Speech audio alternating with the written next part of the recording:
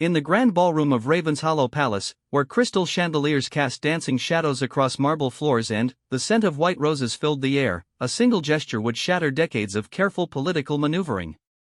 What should have been a routine royal engagement announcement became the scandal that would echo through the kingdom for generations. When Prince Alexander's hand moved toward the wrong woman, the silence that followed wasn't just awkward, it was the sound of an empire holding its breath before the storm.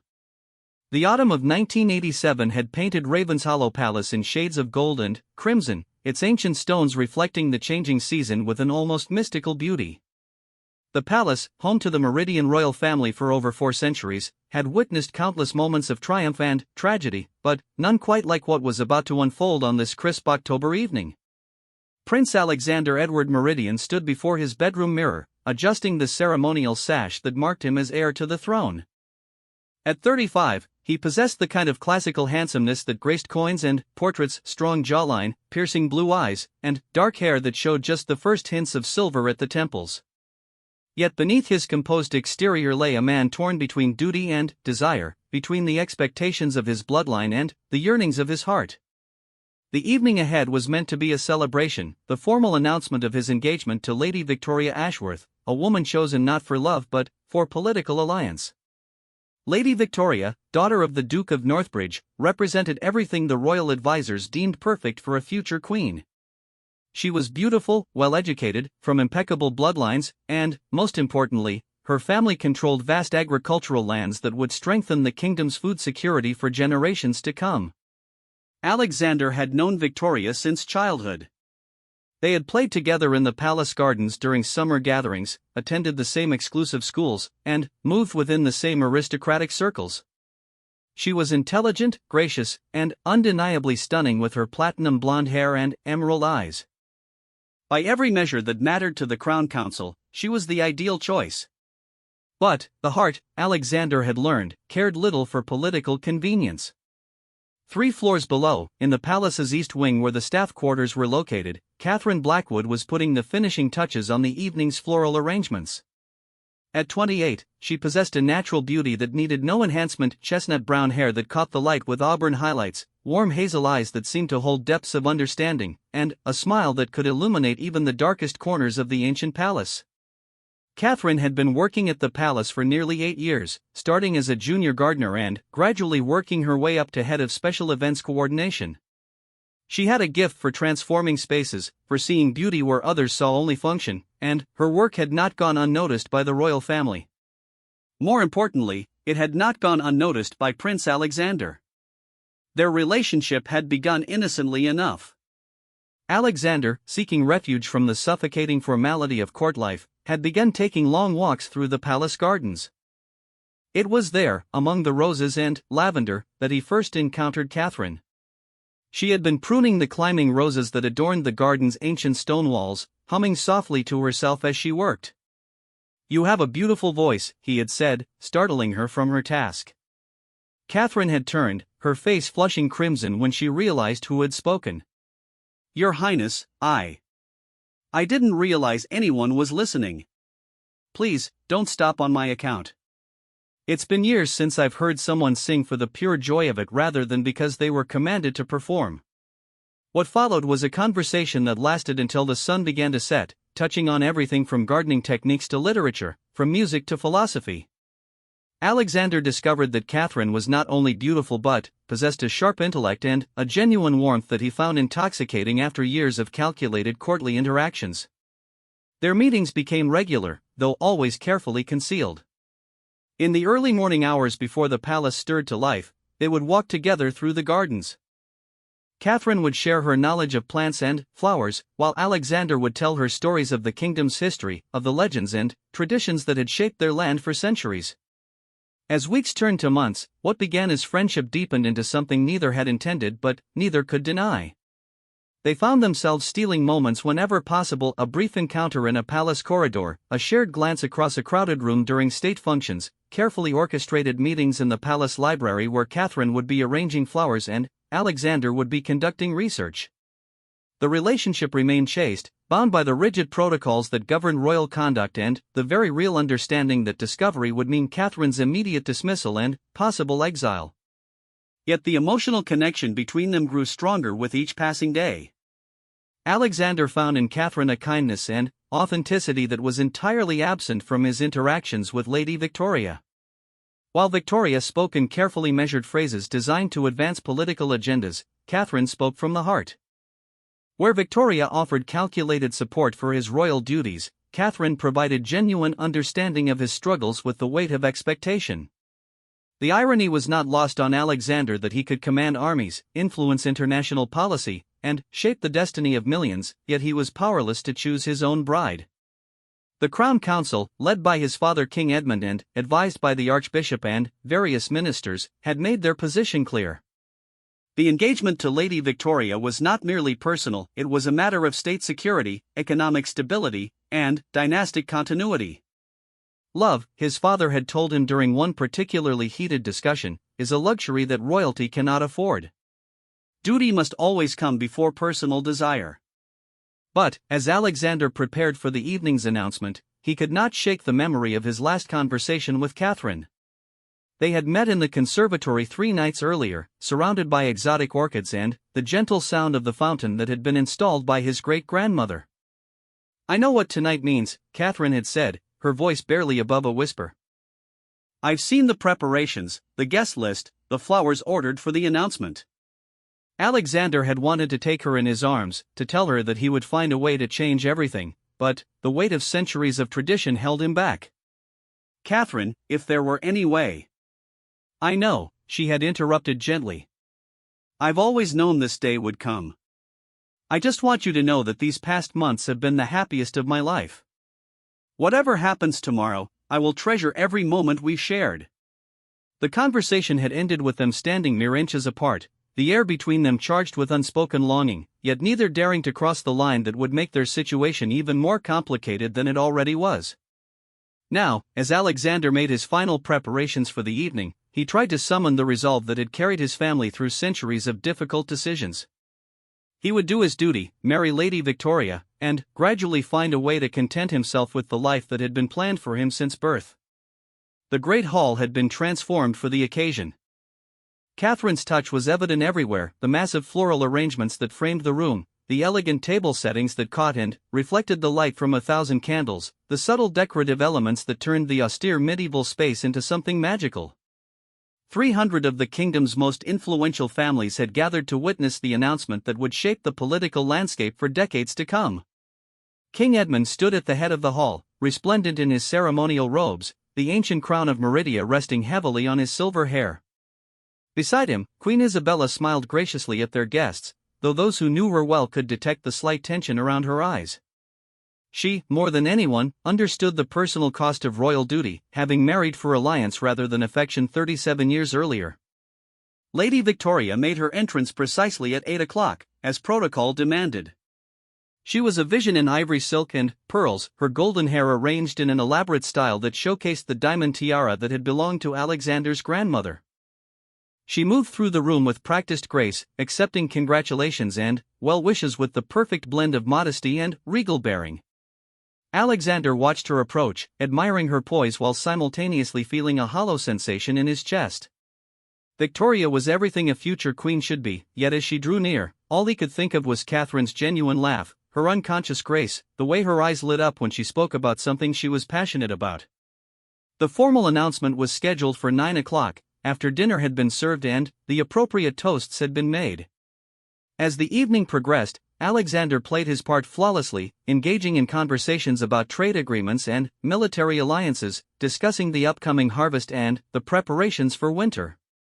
Yet beneath his composed exterior, his thoughts kept drifting to the East Wing, where he knew Catherine was overseeing the service, ensuring that every detail of the evening ran smoothly. At precisely 5 minutes before 9, King Edmund called for silence.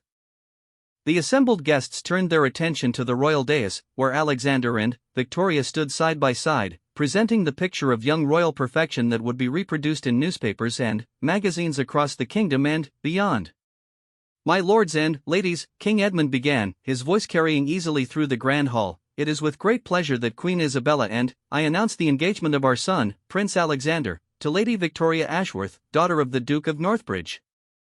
The crowd erupted in polite applause, though Alexander noted that several of the older nobles were already calculating how this alliance would affect their own positions at court. Victoria smiled radiantly, her hand resting lightly on Alexander's arm as photographers captured the moment for posterity. The wedding, the king continued, will take place next spring, on the 15th of May, in Westminster Cathedral. We trust that all of our dear friends will join us in celebrating this joyous union that will strengthen our kingdom and ensure the continuation of the royal line. As the applause died down, Alexander was expected to speak, to express his happiness and gratitude, to say all the words that had been carefully scripted for this moment. He opened his mouth to begin the speech he had rehearsed a dozen times, when something in the crowd caught his eye. Catherine stood near the service entrance, partially hidden behind one of the massive floral arrangements she had so carefully designed. She was not supposed to be visible to the guests. Staff protocol demanded that she remain out of sight during formal proceedings. But there she was, tears glistening in her eyes as she watched the man she loved commit himself to another. In that instant, all of Alexander's carefully constructed resolve crumbled. The words of his prepared speech evaporated from his mind, replaced by a single, overwhelming need to acknowledge what his heart had known for months. Without conscious thought, without consideration for the consequences, he turned away from Lady Victoria and extended his hand toward Catherine. The gesture lasted only a moment, perhaps 3 seconds at most, but it was long enough for several hundred pairs of eyes to follow his gaze, long enough for the assembled nobility to see exactly where his attention had been drawn. The silence that followed was absolute, broken only by the soft gasp that escaped Victoria's lips as she realized what had happened. Alexander's hand hung in the air for what felt like an eternity before he slowly pulled it back, his face flushing as he realized the magnitude of his mistake. Catherine had disappeared through the service door, but the damage was done. In a room full of people who made careers out of reading political subtlety, the prince's momentary gesture had spoken volumes. King Edmund's face had gone ashen, though years of royal training allowed him to maintain his composure. Queen Isabella's fan fluttered nervously, the only sign of her inner turmoil. Lady Victoria, to her credit, continued to smile, though her grip on Alexander's arm had tightened considerably. Forgive me, Alexander stammered, trying to recover. I thought I saw, that is, I was momentarily distracted by. He trailed off, realizing that anything he said would only make the situation worse. The Duke of Northbridge stepped forward, his face a mask of barely controlled fury. As Victoria's father, he understood better than anyone the implications of what had just occurred. Perhaps, Your Highness, you would care to continue with your remarks? Alexander looked out at the sea of faces, some curious, some shocked, others already beginning to whisper among themselves. He knew that by tomorrow morning, every detail of this moment would be dissected in drawing rooms across the kingdom. He could see his political advisors in the crowd, their expressions ranging from confusion to horror as they began to calculate the diplomatic ramifications. Yes, he said finally, his voice hoarse. Yes, of course. He cleared his throat and began again. Lady Victoria and we are honored by your presence this evening, and we look forward to beginning our life together in service to the crown and to our people. The words sounded hollow even to his own ears, but they served their purpose. The formal part of the evening concluded with more applause, more congratulations, and the beginning of what would undoubtedly be the most discussed scandal in recent royal history. As the guests began to mingle again, their conversations animated by the drama they had just witnessed, Alexander found himself surrounded by well-wishers and political allies, all carefully avoiding any mention of his momentary lapse. But he could feel the undercurrent of speculation, the knowing looks exchanged when they thought he wasn't watching. Victoria, ever the diplomat's daughter, continued to play her part perfectly, graciously accepting congratulations and deflecting any awkward questions with practiced skill. Yet when she looked at Alexander, he could see the hurt and confusion in her eyes, and he knew that their relationship, already complicated by the lack of genuine affection between them, had just become infinitely more difficult. The evening that was meant to secure his future had instead thrown everything into question. As Alexander smiled and nodded his way through conversations about wedding plans and honeymoon destinations, one thought echoed repeatedly through his mind: what had he done? The morning after the engagement announcement dawned gray and drizzly, as if the very sky was reflecting the mood within Ravenshollow Palace. Prince Alexander had barely slept, spending most of the night staring out his bedroom window at the gardens below, replaying the events of the previous evening over and over in his mind. Each time he remembered that moment when he had reached for Catherine, he felt a fresh wave of mortification wash over him. By 7 o'clock, the palace was buzzing with activity that had nothing to do with the usual morning routines. Emergency meetings were being called, damage control strategies were being devised, and, somewhere in the depths of the administrative offices, press releases were being crafted to explain away what hundreds of witnesses had seen with their own eyes. Alexander's private secretary, Lord Marcus Whitfield, appeared at his door precisely at 7:30, his usually immaculate appearance showing signs of strain. Marcus had been in service to the royal family for over 20 years and had weathered numerous scandals, but nothing quite like this. "Your Highness," Marcus began, his tone carefully neutral, "your father requests your presence in his private study at 8 o'clock. I should inform you that Lord Chancellor Pembroke and Archbishop Morrison will also be in attendance." Alexander nodded, having expected this summons. The Lord Chancellor and the Archbishop represented the secular and religious pillars of royal authority. Their presence meant this was not merely a family discussion but a formal review of his conduct. "Has there been any word from the Duke of Northbridge?" Alexander asked, though he dreaded the answer. "His Grace departed the palace at midnight, Your Highness. Lady Victoria remained as a guest of Her Majesty the Queen." Marcus paused delicately. "I understand there were some discussions late into the evening." Alexander could only imagine what those discussions had entailed. The Duke was not a man known for his patience, and his daughter's public humiliation would not be something he would overlook easily. "And the staff member in question?" Alexander asked, though part of him didn't want to know. Marcus's expression grew even more carefully controlled. "Miss Blackwood has been temporarily reassigned to duties that do not require her presence in the main palace areas. I believe she is currently working in the greenhouse complex." The greenhouse complex was located at the far end of the palace grounds, well away from any areas where she might encounter members of the royal family or their guests. It was, Alexander realized, tantamount to house arrest. As he made his way to his father's study, Alexander passed through corridors he had walked thousands of times before, but everything felt different now. Servants who had previously greeted him with warm familiarity now averted their eyes, their discomfort palpable. He could sense the whispered conversations that stopped abruptly at his approach, the furtive glances that followed in his wake. The study where King Edmund conducted his most private business was located in the oldest part of the palace, its walls lined with portraits of Alexander's ancestors stretching back 15 generations. As he entered, the weight of all that history seemed to press down upon him, reminding him that his actions affected not only his own life but the legacy of everyone who had worn the crown before him. King Edmund stood with his back to the door, gazing out at the formal gardens that Catherine had helped to design. At 62, he remained an imposing figure, his silver hair and lined face giving him an air of gravitas that had served him well through 3 decades of rule. He did not turn around when Alexander entered. Lord Chancellor Pembroke, a thin man with penetrating grey eyes, sat at the conference table reviewing a stack of documents. Archbishop Morrison, whose ample figure and kind face usually projected warmth and understanding, looked unusually stern as he studied his hands folded in his lap. "Sit down, Alexander," the king said without turning around. "We have much to discuss." Alexander took the chair opposite the Lord Chancellor, trying to maintain the dignity that had been drilled into him since childhood while simultaneously feeling like a schoolboy called before the headmaster. "I trust you understand the gravity of what occurred last evening," the king continued, finally, turning to face his son. "In front of 300 guests, you publicly reached for another woman while standing beside your intended bride. The diplomatic and political ramifications are already beginning to unfold." Lord Chancellor Pembroke looked up from his documents. "The Duke of Northbridge is understandably furious. The alliance we have spent 2 years negotiating is now in serious jeopardy.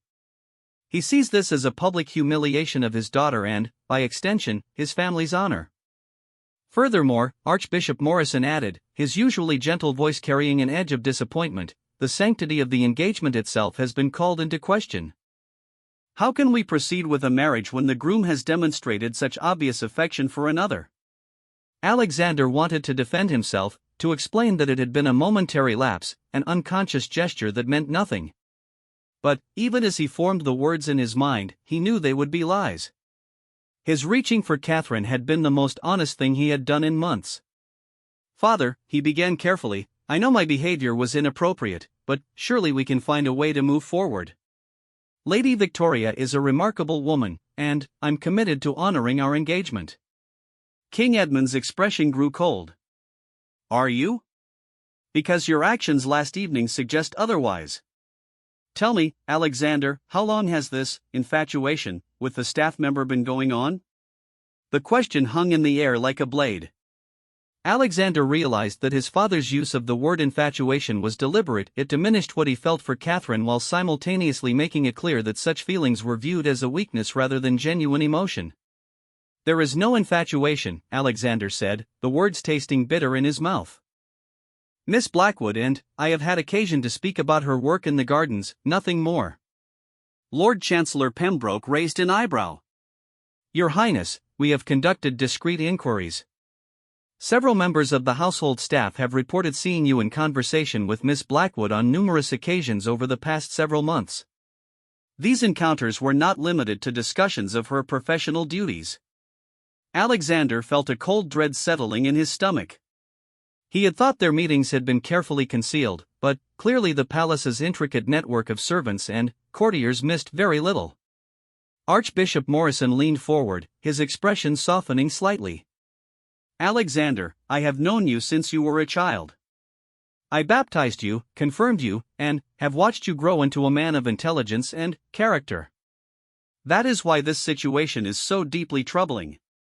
You are not someone who acts without thought, yet your behavior last evening was precisely that, thoughtless and potentially destructive." "What exactly are you saying?" Alexander asked, though he suspected he already knew.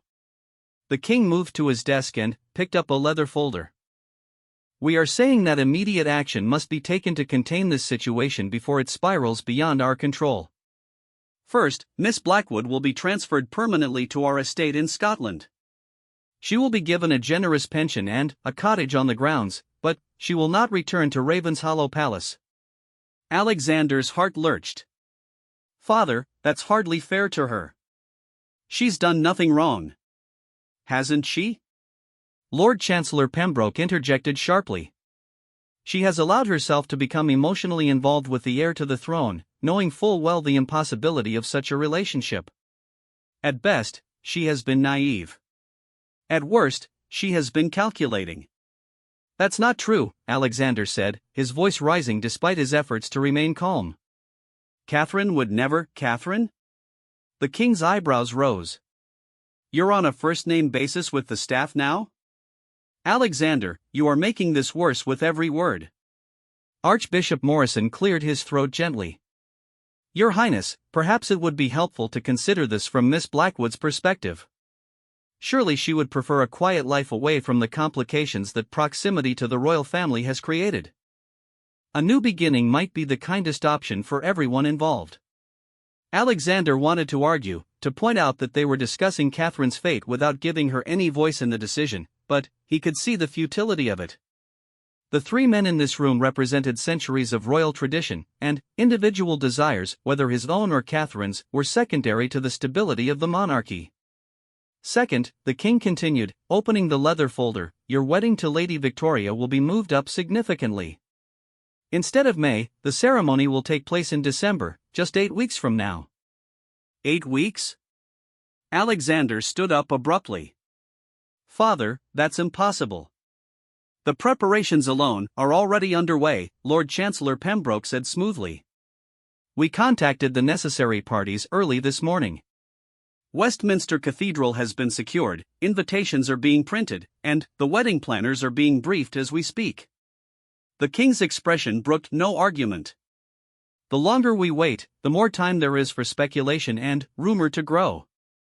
A swift wedding will demonstrate your commitment to Lady Victoria and help repair the damage done last evening." Alexander sank back into his chair, overwhelmed by how quickly his life was being reorganized around him. "And if Lady Victoria refuses? After what happened last evening, she has every right to call off the engagement." Lady Victoria, Archbishop Morrison said gently, is a woman of remarkable grace and understanding. She has agreed to proceed with the marriage, provided certain assurances are given. What kind of assurances? The king returned to his position by the window. That there will be no further contact between you and Miss Blackwood. That you will dedicate yourself fully to your duties as husband and future king. And that any staff members who facilitated these inappropriate encounters will be replaced. The last point hit Alexander like a physical blow. He realized they weren't just talking about punishing Catherine, they were planning to systematically remove anyone who might have enabled their relationship or who might know the truth about his feelings. This seems extreme, Alexander said weakly. Does it? Lord Chancellor Pembroke's voice was sharp. Let me explain what we're facing, Your Highness. The engagement to Lady Victoria represents a crucial alliance at a time when our kingdom faces economic challenges and shifting political relationships across Europe. The Northbridge agricultural holdings could help us achieve food independence within a decade. Their shipping interests provide access to trade routes that could prove vital in the coming years. He pulled out a sheet of paper covered in figures. Furthermore, the dowry and political connections that come with this marriage will strengthen our position in upcoming negotiations with 3 neighboring kingdoms. Simply put, Your Highness, this is not merely a personal union, it is a strategic necessity. Archbishop Morrison nodded gravely. And, from a spiritual perspective, the concept of duty superseding personal desire has been central to royal responsibility for centuries. Your ancestors understood that the crown demands sacrifice, sometimes of the most personal kind. Alexander looked around the room at these 3 men who shaped policy for an entire kingdom, and he realized that he was not facing a discussion but a verdict that had already been decided. The question was not whether he would comply, but whether he would do so willingly or under duress. I need to see her, he said quietly. Before she leaves, I need to speak with Catherine one final time. The silence that followed was profound. King Edmund exchanged glances with the Lord Chancellor and the Archbishop, some wordless communication passing between them. That, the king said finally, would be inadvisable. It would only make the situation more difficult for everyone involved. She deserves an explanation, Alexander pressed. She deserves to know that none of this is her fault. Miss Blackwood will be told everything she needs to know, Lord Chancellor Pembroke said firmly. Your presence would only complicate matters unnecessarily. Alexander felt something break inside him, not dramatically, but with the quiet finality of a door closing forever. He was being asked not merely to give up Catherine, but to pretend that their relationship had never existed, to allow her to disappear from his life without even the courtesy of a goodbye. When, he asked. The transfer will take place this afternoon, the king replied. Miss Blackwood will depart for Scotland on the evening train. It's better for everyone if the transition is swift and discreet. As Alexander left his father's study an hour later, his head spinning with wedding plans and political briefings, he made a decision that would have far-reaching consequences. He would see Catherine one final time, regardless of the warnings and prohibitions. He owed her that much, and, more importantly, he needed to know that she understood his feelings, even if he was powerless to act on them.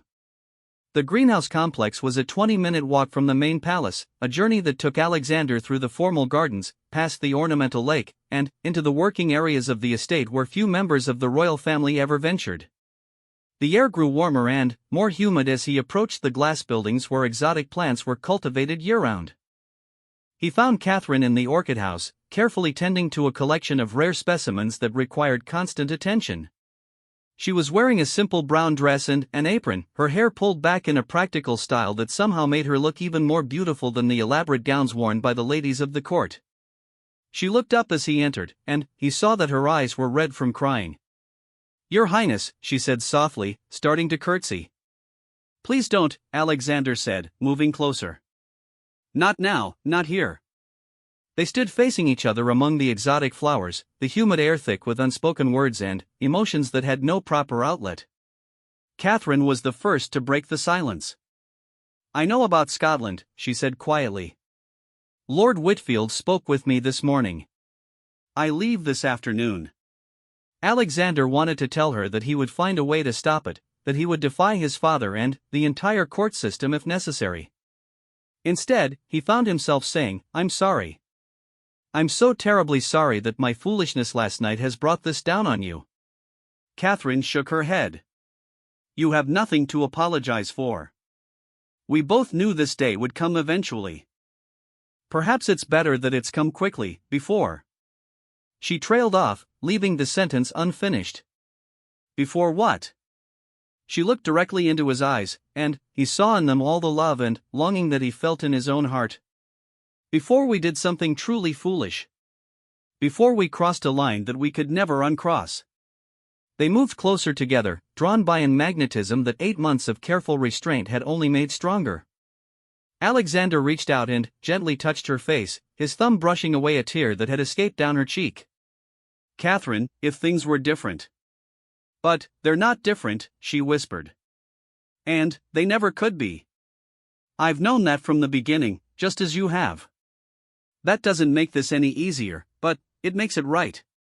The sound of approaching footsteps broke the spell between them. They stepped apart just as Lord Whitfield appeared in the doorway of the greenhouse, his expression carefully neutral but his eyes taking in every detail of the scene before him. "Your Highness," he said formally, "your presence is required for the wedding planning session with Lady Victoria and her mother." "They are waiting in the blue drawing room." Alexander nodded stiffly. "I'll be along presently." But Lord Whitfield didn't move.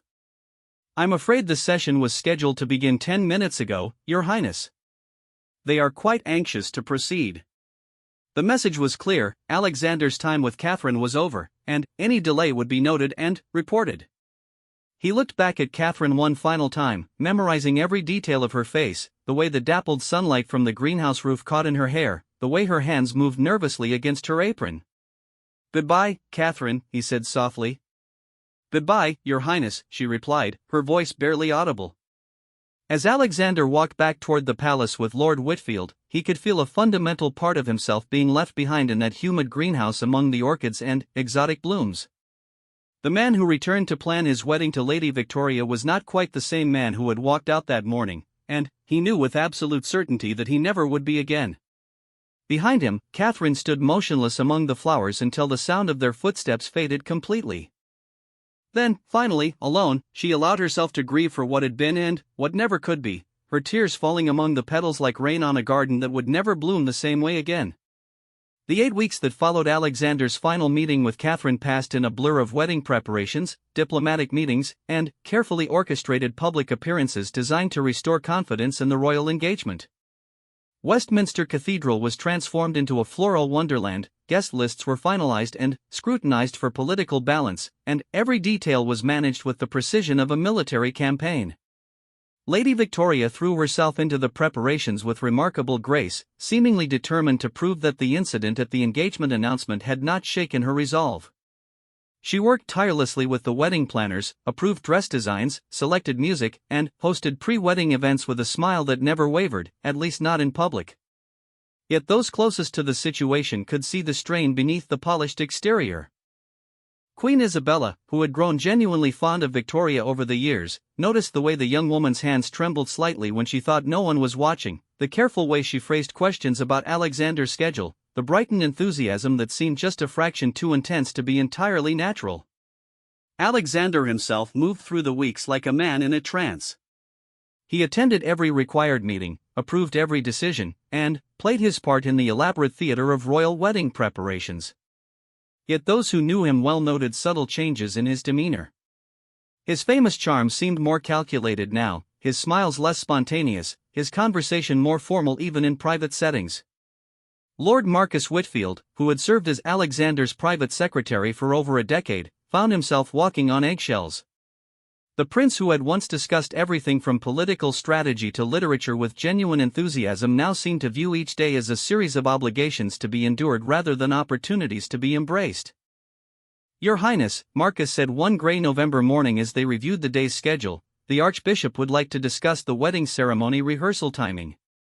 Alexander looked up from the papers he had been signing with mechanical precision. "Schedule it for whenever Lady Victoria prefers. I trust her judgment in these matters." It was the kind of response that had become typical, perfectly appropriate, utterly correct, and completely devoid of personal engagement. Marcus missed the days when Alexander would have had opinions about everything from the choice of hymns to the order of the processional. Meanwhile, in Scotland, Catherine had begun building a new life in circumstances that were comfortable but undeniably isolated. The cottage provided for her was charming and well-appointed, situated on the grounds of Balmore Estate with views of the Highlands that were breathtaking in their stark beauty. She had been given a position managing the estate's formal gardens, work that she found fulfilling and that allowed her to channel her grief into something productive. The local staff had been told simply that she was a gardening specialist brought in to improve the estate's landscaping, and they welcomed her expertise without question. Catherine threw herself into the work with determination, designing new planting schemes, restoring neglected areas, and gradually creating something beautiful from what had been merely functional.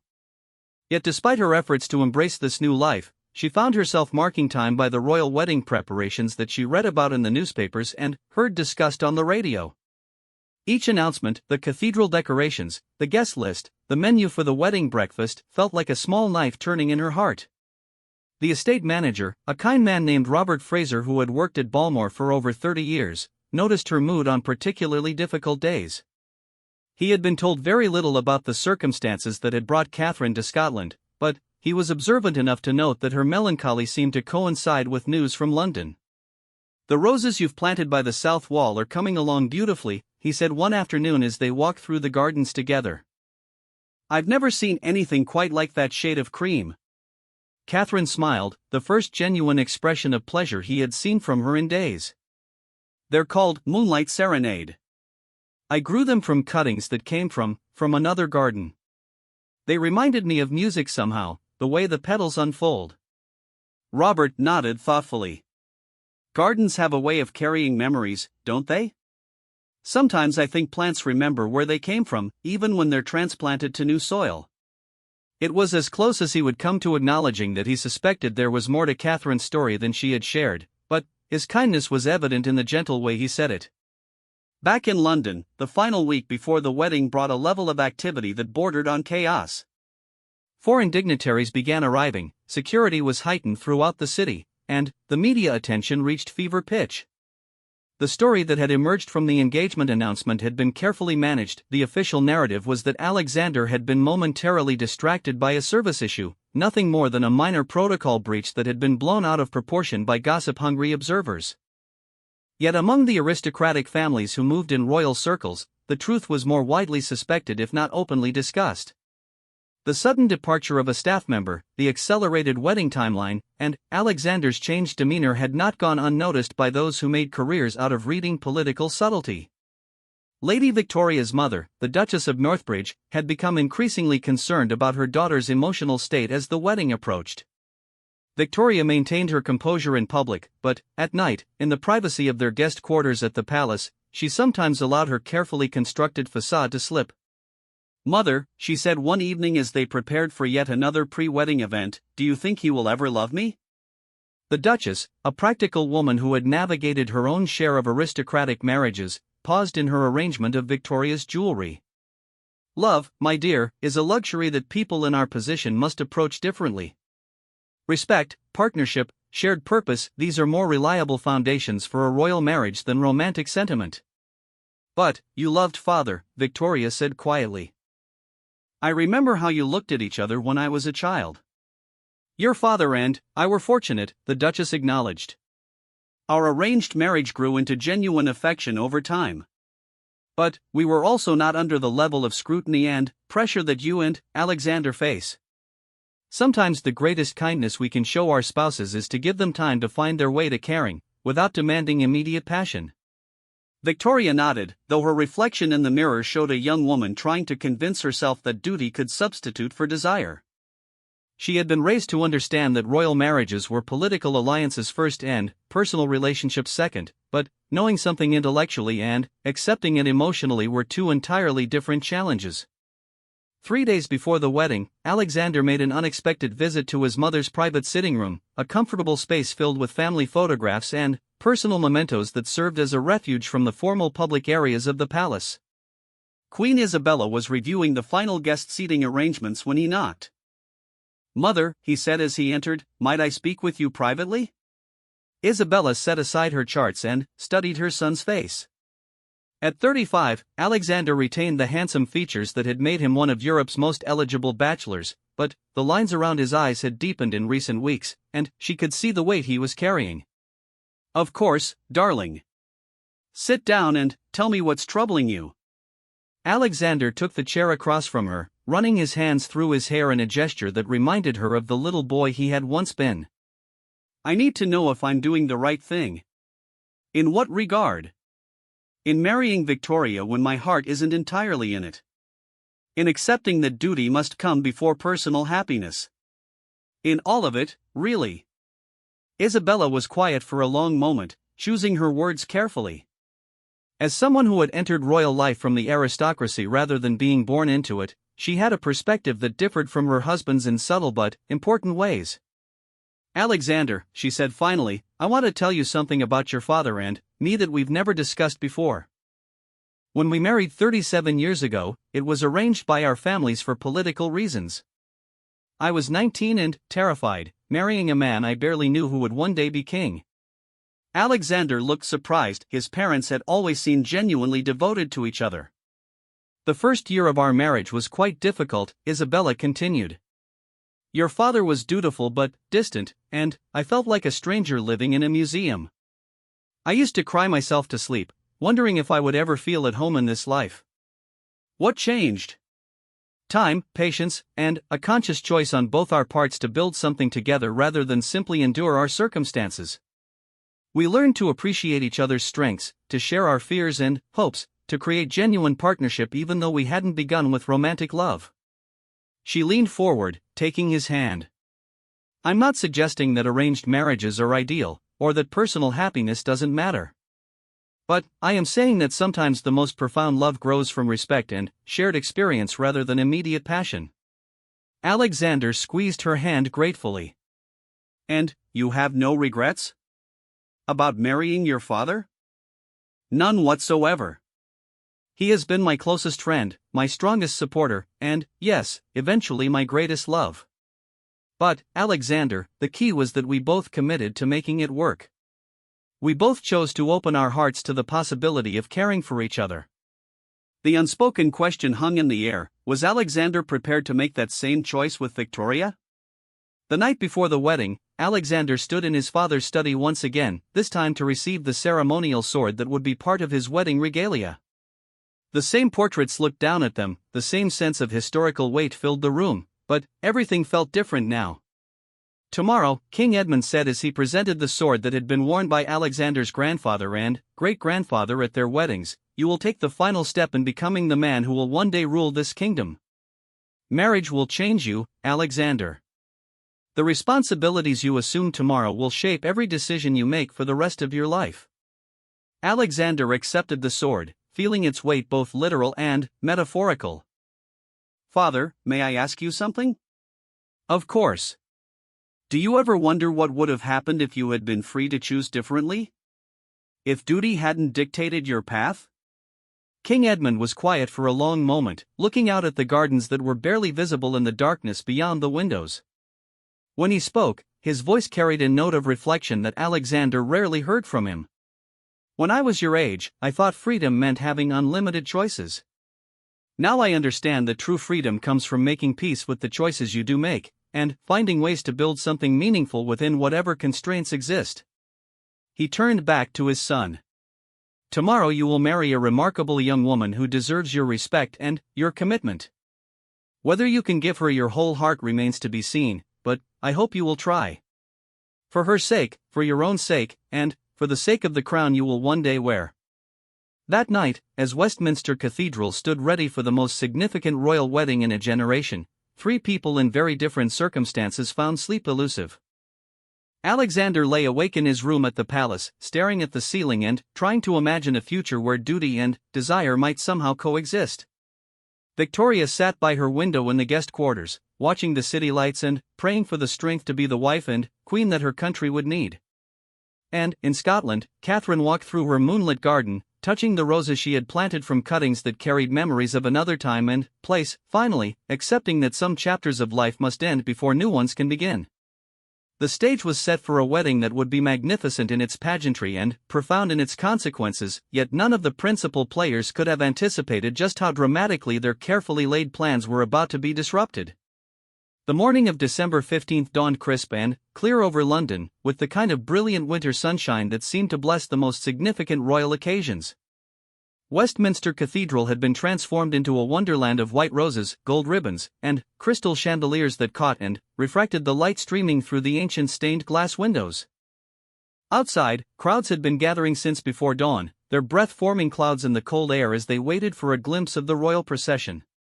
Alexander woke at 6 o'clock, as he had every morning for the past month, but today the familiar weight of dread in his chest was accompanied by something else, a strange sense of finality, as if he were preparing not just for a wedding but for the complete transformation of his identity. Today, Prince Alexander would become a married man, and, in doing so, would take the final step toward accepting the life that had been planned for him since birth. His valet, Thomas, had served the royal family for over 20 years and had assisted at countless formal occasions, but even he seemed affected by the gravity of the day. The ceremonial uniform that Alexander would wear, deep blue military dress with gold braiding, ceremonial sword, and the ancient order of the Griffin, had been laid out with meticulous care.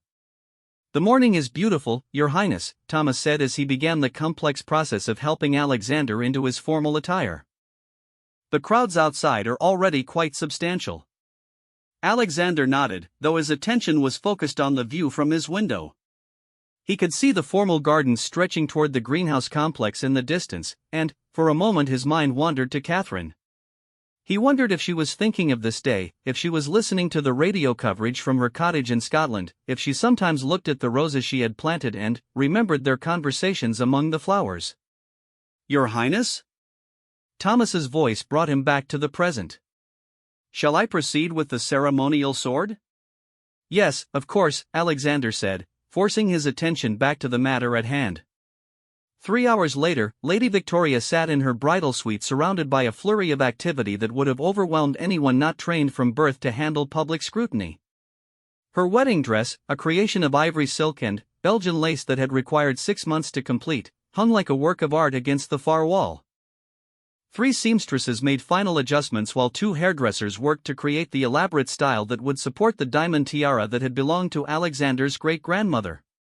Victoria's mother bustled about checking every detail, her own emotions carefully controlled but visible to anyone who knew her well. The Duchess of Northbridge had spent weeks perfecting every aspect of this day, knowing that the eyes of the world would be upon her daughter, and that any mistake would be magnified by the media scrutiny. "The flowers for your bouquet have arrived," the Duchess announced, opening a box that revealed white roses, lily of the valley, and sprigs of myrtle, traditional elements that had been featured in royal bouquets for generations. Victoria lifted the bouquet, inhaling the subtle fragrance and trying to find some connection between these perfect blooms and the simple wildflowers that had always been her personal favorites. Everything about today was beautiful, traditional, and completely impersonal, exactly as it should be for a royal wedding, yet somehow leaving her feeling like an actress playing a role rather than a bride beginning her new life. "Mother," she said quietly, "do you think he's truly ready for this?" The Duchess paused in her checking of jewelry boxes. "Your Highness, Prince Alexander is a man of honor who understands his responsibilities. That is what matters today and in all the days that follow." It was not exactly an answer to the question Victoria had asked, but it was the only one her mother could give. Both women understood that love was a luxury that royal marriages could not depend upon, but hope was something different, hope that respect could grow into affection, that shared purpose could create genuine partnership, that time might heal whatever wounds had been inflicted during those difficult weeks following the engagement announcement. Meanwhile, in Scotland, Catherine had made a decision that surprised even herself. She would not hide from this day, would not pretend that it wasn't happening or try to distract herself with work. Instead, she had prepared a simple lunch, opened the radio to the special wedding broadcast, and settled in her sitting room to bear witness to the ceremony that would finally close the chapter of her life that had begun 8 months earlier in the palace gardens. Robert Fraser had stopped by earlier with fresh flowers from the greenhouse, noting her unusually composed demeanor with approval. Sometimes, he had said in his gentle Scottish accent, facing difficult things directly is the only way to move past them properly. Catherine had nodded, grateful for his understanding without explanation. I think today I say goodbye to something that was never really mine to begin with, so that tomorrow I can begin to build something that truly belongs to me. Now, as the radio announcers described the crowds gathering outside Westminster Cathedral and the arrival of various dignitaries, Catherine arranged the flowers in a simple vase and tried to prepare herself for what she knew would be both an ending and a beginning. Back in London, the cathedral was filling with 600 guests representing the aristocratic, political, and diplomatic elite of Europe and beyond. The front pews were reserved for immediate family, with King Edmund and Queen Isabella taking their places on the right side of the altar, while the Duke and Duchess of Northbridge sat on the left. Behind them, rows of titled nobles, foreign royalty, and government ministers created a sea of mourning dress and elaborate hats. The Archbishop of Canterbury, resplendent in his ceremonial robes, took his position at the altar, flanked by the choir of Westminster Cathedral whose voices would provide the musical framework for the ceremony. Every detail had been rehearsed multiple times, every possible contingency had been planned for, and the service would proceed with the precision that had characterized royal weddings for centuries. At precisely 11 o'clock, the great bells of Westminster Cathedral began to ring, their sound carrying across London and signaling to the waiting crowds that the ceremony was about to begin. The first carriage to arrive brought Queen Isabella and the Duchess of Northbridge, both women resplendent in elegant coats and hats that would be featured in fashion magazines around the world. 20 minutes later, the ceremonial state carriage bearing Lady Victoria arrived at the cathedral steps. As she emerged, a cheer went up from the crowd that had been waiting for hours to catch a glimpse of the royal bride. Victoria looked radiant in her ivory gown, the diamond tiara catching the sunlight as she waved to the crowd before disappearing into the cathedral. The processional began with traditional pomp and ceremony, choir boys in white surplices, followed by senior clergy, then the immediate members of the royal family. Finally, Prince Alexander appeared at the altar, looking every inch the royal bridegroom in his military dress uniform. The crowd in the cathedral rose as one, and the ancient space filled with the sound of rustling silk and whispered commentary. Alexander took his position beside the archbishop, his expression composed but unreadable.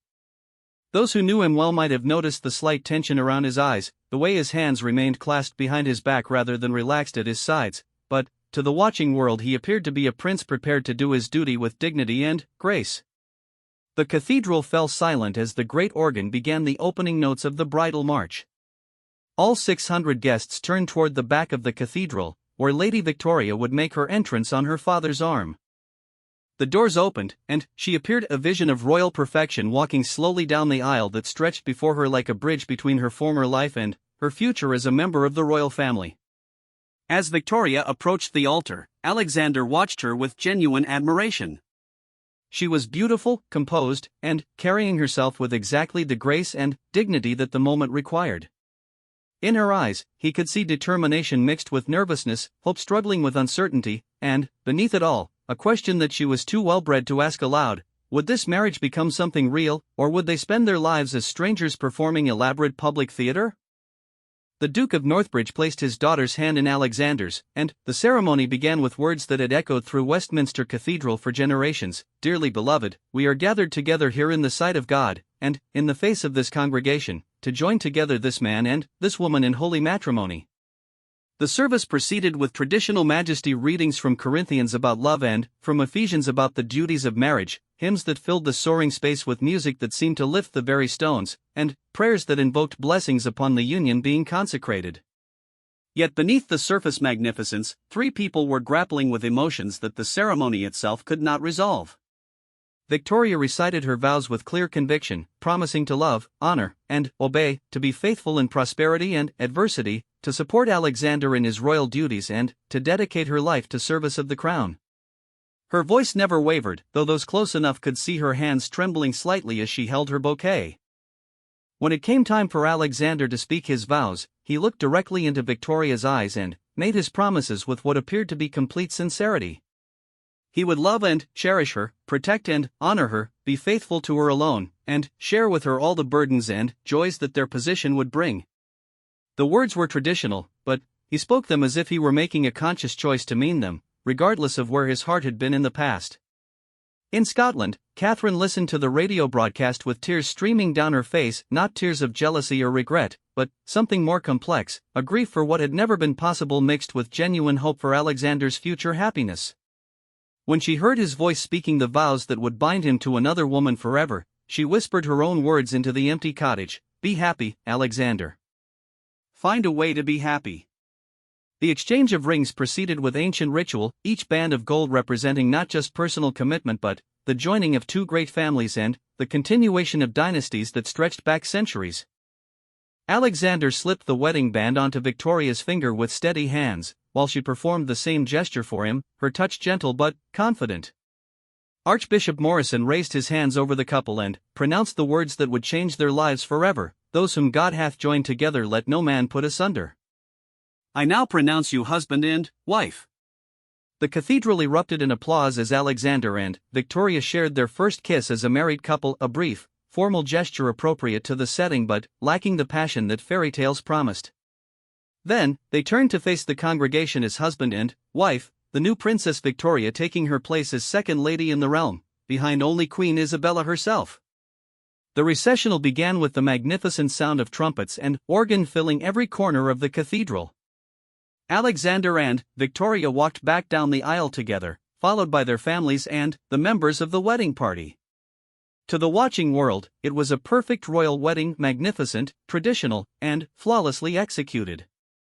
Yet as the newlyweds emerged onto the cathedral steps to greet the cheering crowds, both carried with them the knowledge that their real marriage would begin not in this moment of public triumph but in the private hours to come, when they would have to learn whether two people bound together by duty could create something approaching genuine partnership. The bells of Westminster rang out across London as the royal carriage carried Alexander and Victoria back toward the palace, where a wedding breakfast for 300 guests awaited them. The crowds lining the streets cheered and, through flower petals, children waved Union Jacks, and the world's photographers captured images that would grace newspapers and magazines for weeks to come. Inside the carriage, the new royal couple sat side by side in silence, each lost in private thoughts as they began their journey into an uncertain future. The wedding was over, but the marriage, with all its challenges and possibilities, was just beginning. The wedding breakfast at Ravenshollow Palace was everything that royal protocol demanded: elegant, perfectly orchestrated, and attended by the most influential people in the kingdom. The state dining room had been transformed for the occasion, with tables arranged to facilitate both conversation and diplomatic opportunity. Crystal glasses caught the light from massive chandeliers, while the finest china and silver created a setting worthy of the historic occasion. Alexander and Victoria sat at the head table, accepting congratulations and well wishes with the grace expected of them, yet those who observed closely might have noticed the subtle space between them, the polite rather than intimate nature of their conversation, the way they seemed to be performing the roles of newlyweds rather than inhabiting them naturally. The toasts began with King Edmund rising to speak about the continuation of tradition, the strength that comes from unity, and his hopes for his son's future. His words were carefully chosen to emphasize duty, service, and the importance of the alliance that had been formalized that morning. Queen Isabella spoke next, her remarks more personal as she welcomed Victoria officially into the family and expressed her confidence in the young woman's ability to fulfill her new responsibilities. When it came time for the Duke of Northbridge to offer his toast, his speech contained subtle references to honor, mutual respect, and the importance of keeping commitments, words that carried additional meaning for anyone who remembered the awkwardness of the engagement announcement 2 months earlier. Victoria's mother spoke with tears in her eyes about her daughter's grace and strength, her words carrying the weight of a mother who understood exactly what sacrifices royal life would demand. Finally, Alexander rose to speak. The room fell silent as 600 guests waited to hear what the prince would say about his new bride and their future together. He looked down at Victoria, who met his gaze with steady composure, and began to speak in the clear, confident voice that had been trained for public speaking since childhood. "Today," he said, "I have been blessed to marry not only a woman of remarkable beauty and intelligence, but someone who understands that our personal happiness must always serve the greater good of our people. Lady Victoria, Princess Victoria, brings to this union not only her own considerable gifts, but the wisdom to know that true partnership is built on shared purpose rather than shared sentiment alone." It was a carefully worded speech that acknowledged reality while expressing hope, that honored Victoria without making promises about emotions that could not be commanded. Victoria smiled as he spoke, her expression showing appreciation for his honesty even as it revealed the limitations they both understood. The celebration continued long into the afternoon, with dancing, more toasts, and the kind of elaborate socializing that characterized royal events. Alexander and Victoria moved through their roles flawlessly, dancing together for the required first dance, circulating among their guests, posing for official photographs that would preserve this day for history. Yet beneath the surface celebration, the real work of building a marriage was already beginning. During brief moments of private conversation, they began to establish the framework for their life together, discussing their preferences for daily routines, their expectations for public appearances, their hopes for making their partnership work despite its unconventional beginning. "I want you to know," Victoria said quietly during one such moment, "that I understand this situation is difficult for both of us. I don't expect declarations of love or romantic gestures. What I hope for is honesty, respect, and the possibility that we might grow to genuinely care for each other over time." Alexander looked at her with new appreciation. "You're more generous than I deserve, Victoria. I promise you that I will do everything in my power to be worthy of your trust and to build something real between us, even if it's different from what either of us might have chosen in other circumstances." It was not a romantic exchange, but it was an honest one, and both felt that they had at least established a foundation upon which something more substantial might eventually be built. As the wedding celebration continued, life in Scotland had taken on a different rhythm. Catherine had listened to the radio coverage of the ceremony with a mixture of sadness and relief, finally able to let go of hopes that she had never allowed herself to fully acknowledge. When the broadcast ended, she had walked through her garden one final time, touching the roses that connected her to her previous life, before making a decision that surprised even herself. She would stay in Scotland, but she would create something entirely new. Over the past 2 months, she had been developing plans for a specialized garden that would focus on heritage roses and rare varieties that were disappearing from cultivation. The Balmore estate had indicated interest in supporting such a project, both for its botanical value and for its potential to attract visitors interested in horticultural tourism. Robert Fraser had become not just a colleague but a genuine friend, and his encouragement had helped Catherine envision a future that was entirely her own. "You have a gift," he had told her. "Not just for growing things, but for understanding how plants and people both need the right conditions to flourish. Don't waste that gift mourning for what couldn't be."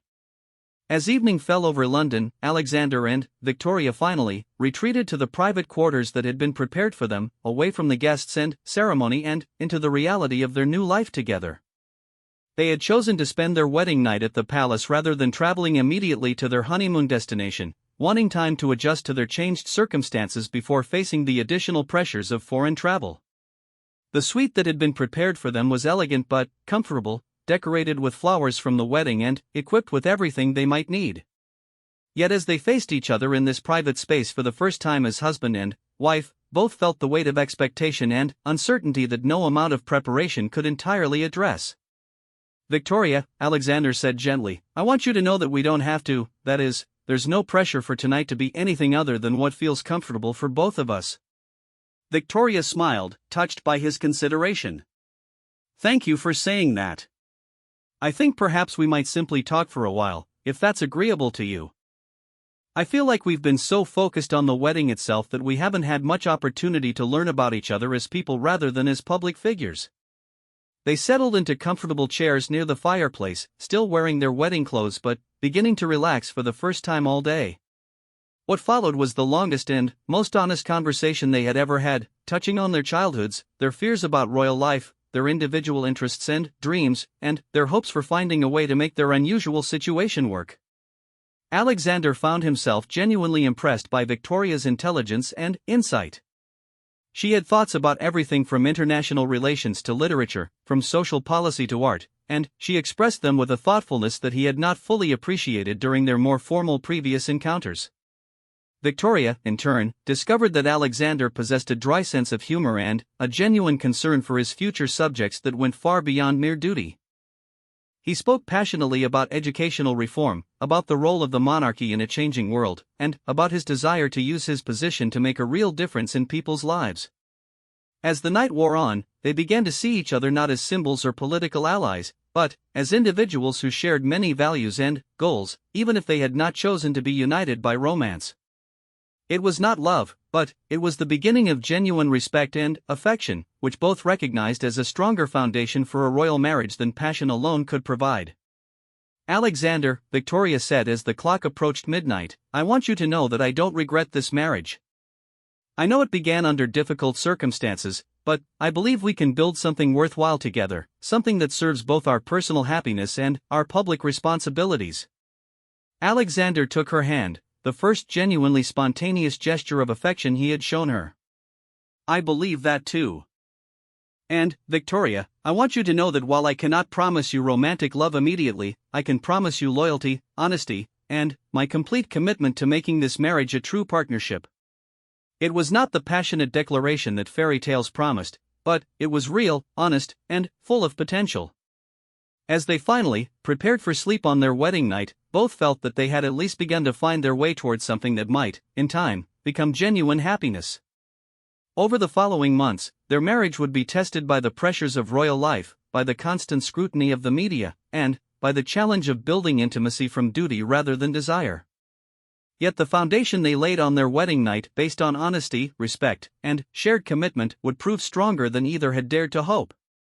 Alexander gradually learned to appreciate Victoria's strength, her intelligence, and her unwavering dedication to their shared responsibilities. Victoria discovered that her husband's initial reserve masked a thoughtful man who was genuinely committed to being worthy of her trust. Neither would ever forget the roads not taken or the loves that circumstances had made impossible, but both would find ways to build meaningful, fulfilling lives within the constraints that their positions demanded. In Scotland, Catherine created her heritage rose garden, which would eventually become one of the most respected botanical collections in Europe. She never married, choosing instead to pour her energy into her work and into mentoring young gardeners who shared her passion for preserving botanical heritage. Sometimes, when she walked among the roses in the evening light, she would remember a prince who had loved her briefly but completely, and she would smile, knowing that their time together had been real and meaningful, even if it could not last. The story that began with a moment of impossible longing in a palace ballroom ended not with dramatic gestures or fairy tale romance, but with three people learning to find contentment and purpose within the lives that duty and circumstance had created for them. It was, in its way, a more mature and lasting kind of happiness than any fairy tale could have provided, built on acceptance, growth, and the understanding that love takes many forms, not all of which require possession or permanence. Years later, when historians wrote about the marriage of Prince Alexander and Princess Victoria, they would note its success in diplomatic and political terms, its contribution to the stability of the kingdom, and the genuine partnership that the royal couple had built over time. But the deeper story of sacrifice and acceptance, of roads not taken and wisdom gained, would remain known only to those who had lived it, a private truth hidden behind the public pageantry of royal life.